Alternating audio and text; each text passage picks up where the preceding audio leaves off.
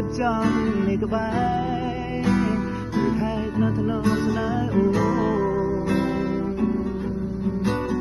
សូនននត្រេវាឆ្ងាយជាង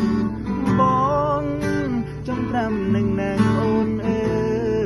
យចង់ប្រែវេលាថយក្រោយ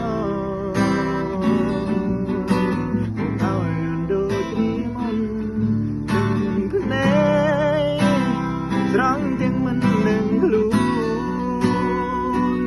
ទៅពេលដែលនឹងអូនជឿននៃក្បែរបងអាចបានទេចង់ឲ្យមានមេអូនវើត្រឡប់ព្រោះតែបងនឹង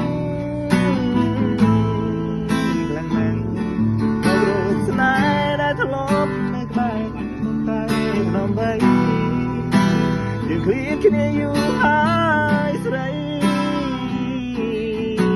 ពេលនេះចង់ឲ្យចរណៃនៅក្បែរ